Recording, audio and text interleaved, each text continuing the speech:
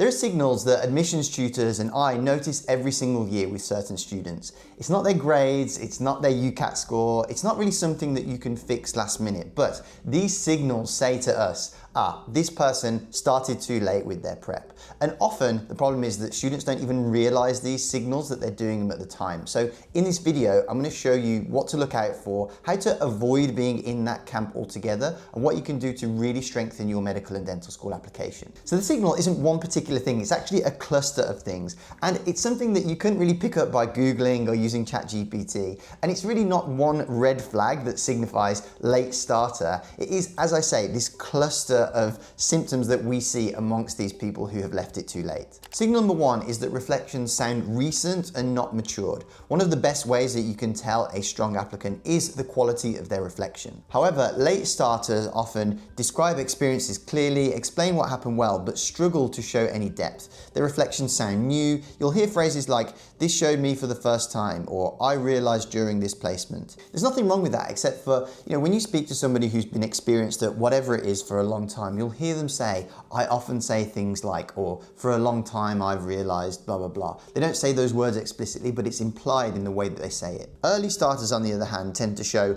layered insight, repeated themes that come back stronger, ideas that have clearly matured over time. So really, reflection that has time to form and settle reads very differently to reflection that is still kind of forming. The second subtle signal often comes in personal statements. What tends to happen is they become quite overloaded. Late starters often try to cram and include everything. They just want to prove just how much they've done. They demonstrate commitment through volume. The result is that the statement becomes focused, not busy, and really reads a little bit like a laundry list of all the things that you've done, rather than what we said in point one, which is really important, is good quality reflection. Early starters and better candidates don't need to give you everything. They can be selective and just pick the best experiences to show you, and actually even hold a little bit back so that when they get asked to interview, or they leave the reader wanting a little bit more in the personal statement to get invited to interview, then they have loads more in their arsenal to go with. But this is part of the main problem why students struggle. It's because they silo all of these individual parts of the application as different things and think that they're separate, where they don't realize they're interconnected. Most applicants treat the medical school application as a series of separate hurdles: UCAT, personal statement, work experience, uni selection, interviews,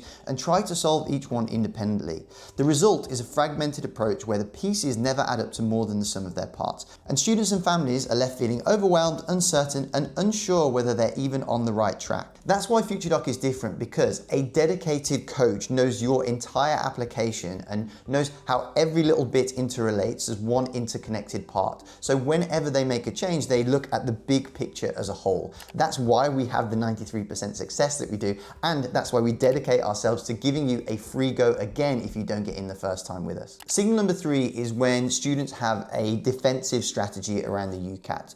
This is quite a big one, and you'll see people who haven't kind of treated the application as a whole and kind of just focused on the UCAT or not focused on the other stuff, so they have loads of stuff to do around UCAT time, really not getting the score they want. And it's more in the score itself, but the things that you'll hear them say around it. And they'll be very defensive and give you lots of reasons why they couldn't prepare in the way they wanted. This is why starting early and having a methodical approach is so important, because people don't understand just how much there is to do and how they're all interrelated until they're kind of in the depths of things, which is why it's so important to look at the big picture. Well, people will say things like, "I didn't realize how important it was, I underestimated the exam, I ran out of time to prepare properly." But early starters who tend to have done well because they've understood it properly and what they need to do, understand how the score fits with their wider application, they acknowledge the limits without excuses so that they can deal with them directly, and they demonstrate learning and adjustment. It's not just about starting early, it's about how that extra time allows you to prepare in a way that's more conducive to a good score. Signal number four is usually university choices that don't look quite right. And the reason for that is because they've been rushed, because again, this is all a domino effect, it knocks on, and if you haven't done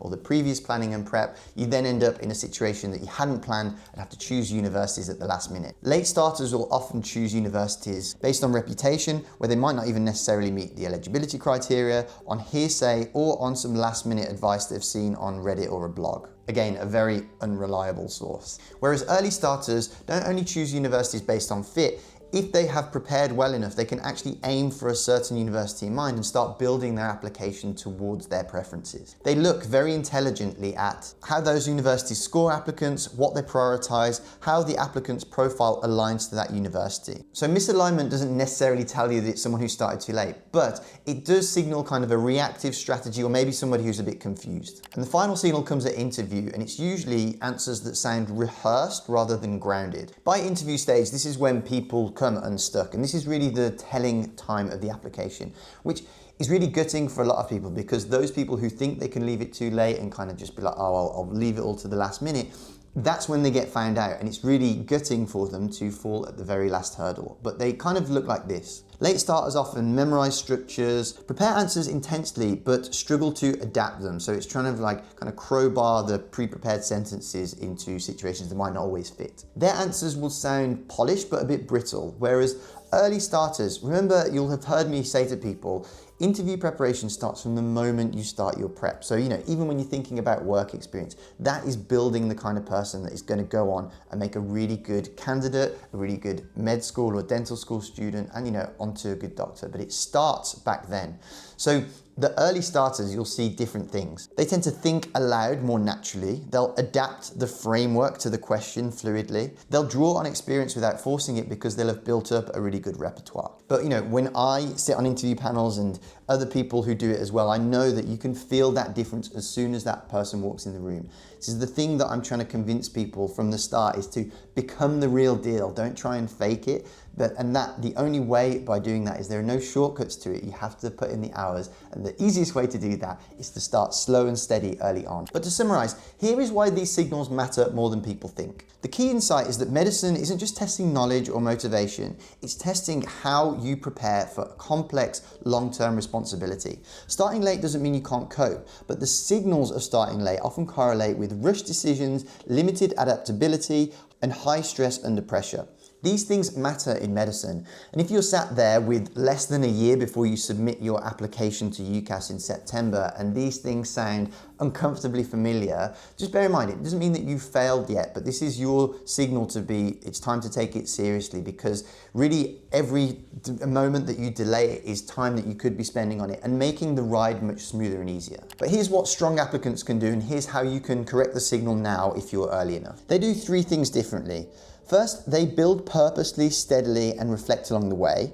They separate learning from their performance. And finally, they make decisions earlier than feels necessary. Selectors won't reject people for starting late. It's just that the difference is that one looks very rushed and one looks very accomplished, and you can really tell the difference. So I would encourage you to do that. And look, if you'd like our help with that coach that's going to look at the whole picture, show you how everything is interconnected, and really help you build the strongest application possible, you can check out the Future Doc program here, where we have our brand new predictable offer protocol that helps you do all of that, look at it the whole, start on time, and build your strongest application to get into your chosen medical or dental school.